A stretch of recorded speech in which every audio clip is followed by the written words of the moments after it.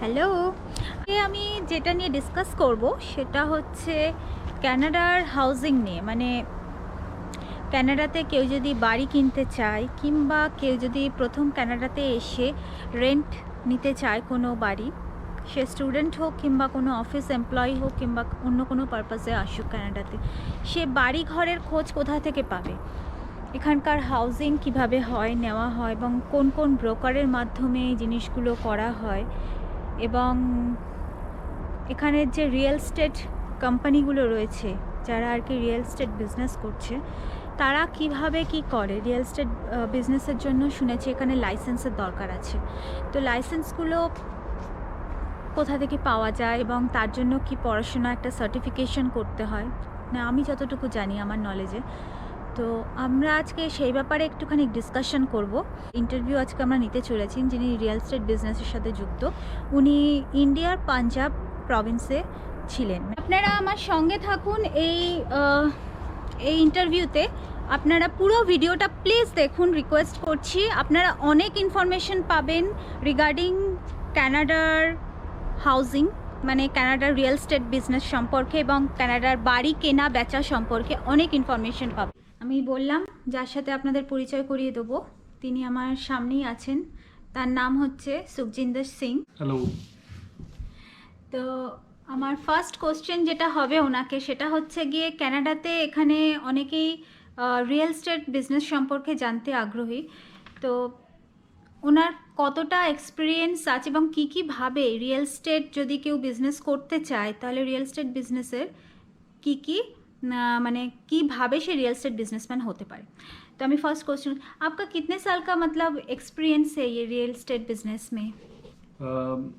As a professional अभी तो 1 साल हुआ है, but I have been watching real estate market for about 10 years, more than 10 years, so I know what's going on in the market. तो ये real estate जो business है इसमें आपको मतलब कोई कोर्स या सर्टिफिकेशन करना पड़ा ये स्टार्ट करने के लिए? Yes, it is a regulated business in Canada. I had to pass 5 exams and I'm a licensed agent. तो उसके लिए मेरे को ऑलमोस्ट 1 साल लगा, ऑलमोस्ट 1 साल लगा। because I was doing it part time. I was studying as along with my job, so 1 साल लग गया मेरे को इसको करते हुए। अच्छा, तो मैं सुनी हूँ कि ये टोरंटो साइड में, मतलब प्रॉपर जो टोरंटो सिटी है उसमें घर खरीदने में मतलब बहुत ही पैसा लग जाता है। तो इसका एवरेज रेट कितना अगर कोई घर खरीदना चाहे टोरंटो सिटी, प्रॉपर सिटी में? प्रॉपर सिटी टोरंटो में जो एवरेज प्राइस है वो 1 million के आसपास है, और उसके लिए आपको उसके नीचे भी मिल जाएंगे और उसके ऊपर भी बहुत मिलेंगे, but this is the average. तो पैसा जो अपनी जेब से लगता है वो तो it is about you can do 10% down payment, you can do 5% down payment, or you can also do 20% down payment depending upon the situation that you are in. Okay, मतलब ये क्या सेम है कॉन्डोज या मतलब flat जो खरीदना चाहे या कोई बंगलो जैसे खरीदना चाहे, ये दोनों के लिए क्या सेम है rate? Down payment does not matter कि आप क्या खरीद रहे हैं, कॉन्डो खरीद रहे हैं या आप डिटैच घर खरीद रहे हैं, लेकिन प्राइसेस डिफरेंट होते हैं। Condo you can also buy for 6 lakh, जैसे 600,000 में भी आपको कॉन्डो मिल सकता है। और अगर लेकिन आपने अपने लॉट के ऊपर घर खरीदना है तो वो मिनिमम आपको मिलियंस से तो ऊपर ही चला जाता है। এখানে প্রায় $10 লাখ লেগে যাবে এখানে যদি কেউ বাংলো মানে কিনতে চায়, আর কেউ যদি কোনো কন্ডোস কিংবা ফ্ল্যাট কিনতে চায় সেখানে তার মানে অনেকটাই কমে হয়ে যাচ্ছে। তো এটাই একটা সুবিধা, কিন্তু ওই আর কি ফ্ল্যাটেও আবার নানা রকম চার্জেস আছে। तो फ्लैट में कोई चार्जेस लगता है, एक्स्ट्रा चार्जेस, जैसे कोई फ्लैट खरीदना अगर आप फ्लैट को यहाँ पे कॉन्डोमिनियम बोलते हैं इन टेक्निकल लैंग्वेज, तो अगर आप कॉन्डो खरीदते हैं तो उसकी हर महीने कॉन्डो फीस होती है, जो कि it can start anywhere from hundreds of dollars. It can start from $200, it can go up to 800 or even more than 1,000 every month. तो उसमें बहुत सी चीज़ें आ जाती हैं, because you are sharing the building with so many other occupants. तो आप उसमें बिल्डिंग की मेंटेनेंस होती है, बिल्डिंग की इंश्योरेंस होती है, गार्बेज रिमूवल आ जाता है उसमें, और स्नो रिमूवल आ जाता है, और बहुत सी चीज़ें, कई बार पानी और बिजली का भी वो लोग इंक्लूड कर देते हैं बीच में. तो it depends. So the condo fees is per month and it can vary from 200 to anywhere more than 1000. Okay, so condo কিনতে গেলে মানে যেটাকে আমরা এখানে ফ্ল্যাট বলছি, আমাদের ওখানকার ফ্ল্যাট সিস্টেম, সেটা এখানে কন্ডোজ বলে। তো সেইটা কিনতে গেলে কিন্তু মানে এক্সট্রা খরচা আছে আরও, মানে শুধু কেনাটাই না, তার আবার মেনটেনেন্স কস্ট, তার গার্বেজ মানে যে নিয়ে যাবে সেটার কস্ট, তার হাউজিং কমপ্লেক্স, নানা রকম ট্যাক্স ফ্যাক্স দিয়ে অনেক পয়সা লেগে যাবে। তো আমি এখন নেক্সট কোশ্চেনে আসছি, সেটা হচ্ছে গিয়ে এখানকার যে টরেন্টোতে যদি কেউ মানে বাড়ি কেনে কিংবা অন্টারিওতে, তার ডাউন পেমেন্ট কতটা লাগবে? মানে আমি এখন ব্যাংকের দিকে আসছি, যে কেউ যদি কিনতে চায় তাহলে কতটা মিনিমাম डाउन पेमेंट করতে হয়। तो आप कोई अगर घर खरीदना चाहे या कोई फ्लैट वगैरह कंडोज लेना चाहे, वो कितना डाउन पेमेंट देना है उससे, मतलब ये घर खरीदने के लिए, और बैंक का ईएमआई पर मंथ जो होता है उसका इंटरेस्ट रेट कितना होता है? सो कम से कम जो डाउन पेमेंट है आपको अपनी जेब से जो देना है दैट इज़ 5%. और depending upon the situation bank में ऑल्सो आस्क, वो कह सकते हैं कि आपको 10% देना पड़ेगा या आपको 20% देना पड़ेगा, और बाकी का लेट से जो 80% बैंक ने दिया है उसका लोन हो जाता है, और उसका इंटरेस्ट रेट अभी जो मार्केट चल रही है वो 2% के आसपास चल रही है. तो 25 साल का आपका एमोटाइजेशन पीरियड बन जाता है. तो 2% के हिसाब से आप उसका मंथली ईएमआई जो है वो आप देते हैं. तो लेट्स से आपने 8 लाख का घर लिया या 10 लाख का डॉलर का घर लिया है, तो उसका per month EMI can be around $4,000 to $4,500 per month. Okay, सो इस लोन लेने के लिए हम लोगों को, मतलब अगर मैं कोई घर खरीदना चाहूँ तो मैं जो बैंक से लोन लूँगी तो उसके लिए कोई मतलब क्रेडिट हिस्ट्री दिखाना पड़ता है? Yes, credit history is very important. अगर आपका क्रेडिट स्कोर अच्छा नहीं है, इसका मतलब है कि इन द पास्ट आपने जो अपने बिल्स हैं वो टाइम पर नहीं दिए हैं. आपका फ़ोन का बिल है, या आपका सेल फ़ोन का बिल है, पानी का बिल है, बिजली का बिल है, और आपका क्रेडिट कार्ड का बिल है, अगर वो आपने पिछले सालों में अच्छे से नहीं दिए हैं तो आपकी क्रेडिट हिस्ट्री बैड हो जाती है. तो आपको कोई भी जो बैंक है वो जल्दी से आपको लोन पास नहीं करेगा आपका. जो अगर आप 20% डाउन भी करते हैं तब भी हो सकता है कि आपका लोन जो है वो पास ना हो. इसलिए you have to keep paying your bills on time so that your credit score is good and your credit history is not bad.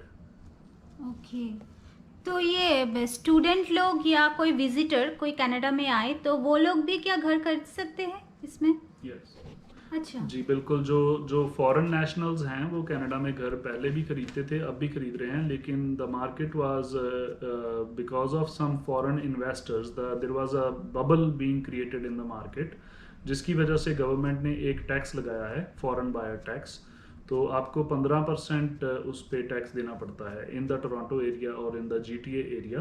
आप 15% जो घर की कीमत है उसका 15% आप as a foreign buyer tax देंगे, which is only for the foreign buyers. अगर आप टेम्पररी रेजिडेंट हैं, या आप विजिटर हैं, या आप स्टूडेंट हैं, या वर्क परमिट पे हैं, तो तभी वो 15% टैक्स आपको देना पड़ता है. अदरवाइज आपको नहीं देना पड़ता है, but you can still buy with that tax. তো আমরা শুনলাম যে স্টুডেন্ট কিংবা ভিজিটর কেউ এখানে এসে ঘর মানে ঘর নিতেই পারে, কিনতেই পারে, কিন্তু তার জন্য তাকে 15% এক্সট্রা ট্যাক্স দিতে হবে। এটাই হচ্ছে এখানকার নিয়ম আর কি। তো আমি পরে কোশ্চেনে চলে যাচ্ছি যে এখানকার যে আমি ঘর নেব, এখানে কোনো ডিফারেন্ট কাইন্ড অফ হাউসেস আছে কি না, মানে কত রকম ক্যাটাগরির অফ ঘর পাওয়া যায়। अच्छा, ये जो कनाडा में घर है तो डिफरेंट काइंड्स ऑफ हाउसेस मिलता है या एक वन काइंड ऑफ, मतलब ऐसा है कि इसमें कोई घर का भी कैटेगरी है कि ये घर में इतना पैसा, वो घर खरीदूंगी तो उतना ज़्यादा पैसा लगेगा जी. ऐसे? तो कॉन्डोमिनियम जो होता है वो कहने को हम ये भी कह सकते हैं वो चीपेस्ट होते हैं.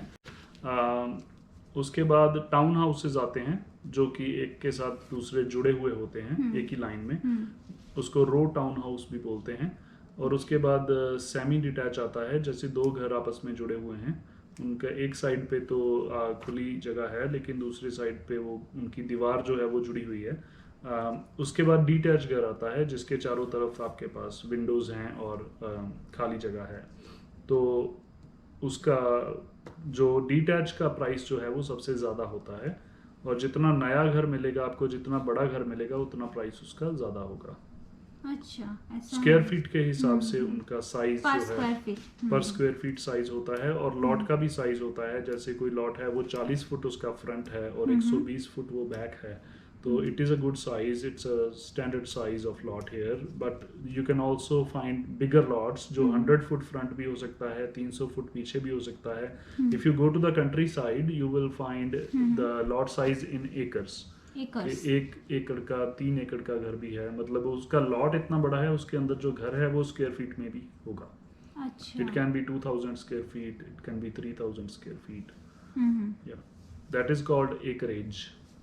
अच्छा, तो जैसे कि हम लोग सुनी है कि कंडोज या फ्लैट खरीदने के लिए एक्स्ट्रा कॉस्ट लगता है कि मैं खरीदी उसके बाद भी मुझे गार्बेज बिल, फिर सोसाइटी बिल, ये सब पे करना पड़ता है। कि घर पे भी ऐसा कोई सिस्टम है या वन टाइम पेमेंट करके बस हो जाता है? घर की वन टाइम पेमेंट करने के बाद आप 3 यूटिलिटीज पे करते हैं, जो बिजली, पानी और हीट का खर्चा जो होता है।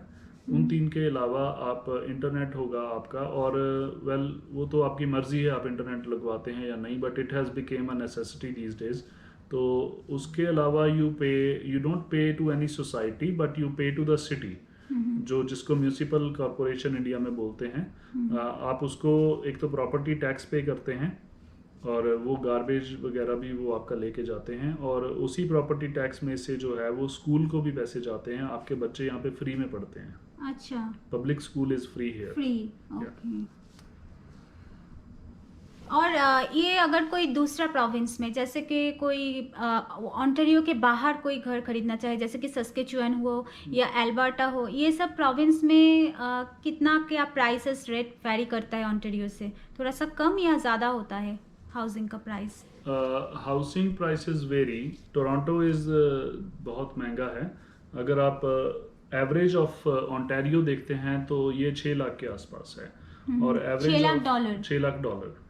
और अगर आप बीसी का एवरेज देखते हैं तो 7,30,000 के आसपास उसका एवरेज हाउस प्राइस है, लेकिन वो कम और ज़्यादा हो सकता है depending upon the neighbourhood you are looking at, और वो साइज़ के हिसाब से भी कम और ज़्यादा हो सकता है। सस्कैचुअन का एवरेज होम प्राइस जो है वो 2,80,000 है।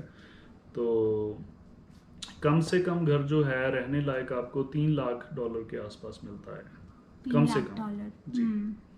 मिनिमम 3 लाख डॉलर, और maximum it can go up to multi million dollars, multi million. 3 million, 4 million, इससे भी ऊपर आप 10 मिलियन के ऊपर भी जा सकते हैं। अगर आप देखें तो मैंशंस मिलते हैं, महल के जैसा घर भी महल मिलता है। जैसा। जी।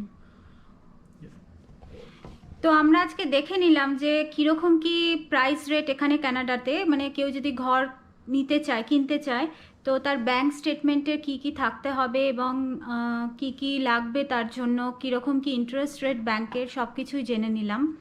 তো ওনার সঙ্গে আজকে কথা বলে খুবই ভালো লাগলো। উনি আজকে আমাদের মধ্যে এসে এই কথাগুলো আর কি আমাদের সাথে ডিসকাস করলেন, শেয়ার করলেন। তো আমি আমার ভিডিওটা রাখার আগে ওনাকে বলবো যে কিছু রিয়েল এস্টেট সম্পর্কে কথা বলতে, এবং তারপরে আমি আমার ভিডিওটা এন্ড করব। Apart from being an asset के अगर यहाँ पे जो प्राइसेस हैं वो ऊपर जाते हैं, नो डाउट कि यहाँ पे प्राइसेस नीचे भी आते हैं, लेकिन if we talk about the GTA area तो यहाँ पे एवरेज होम प्राइस जो है वो 4% बढ़ ही जाता है हर साल में। लास्ट ईयर में तो 10% के भी ऊपर बढ़ा है। तो अगर आपने 4 लाख का घर लिया था वो 440 का हो गया, तो यू मेड द इक्विटी। कल को आप उसको बेचते हैं तो you get more money out from that house, और आपने उतनी देर में आपने उसका रेंट भी नहीं पे किया। यू पेड द मॉर्गेज, जिसमें से कि आपका प्रिंसिपल के टुवर्ड्स भी मनी जो है वो जाता है। तो इवेंचुअली यू मेक मनी। वो it is a very good asset. It can be done as a business as well. A lot of people buy houses and then they sell it for profit, or it's not a liability, I will say. If you buy at the right time and if you buy with the right person, अच्छी guidance के साथ आप चलते हैं, proper financial planning के साथ चलते हैं, then it is a good thing to buy. तो आपके साथ अगर कोई कांटेक्ट करना चाहे Well, they can contact me. Anybody can contact me via my phone. 5198318000 is my phone number, and my website is realtorsukhjinder.ca. এখন শেয়ার করে দিলেন, তো আপনারা চাইলে ওনার সাথে ডাইরেক্টলি কন্ট্যাক্ট করে কথা বলে নিতে পারেন।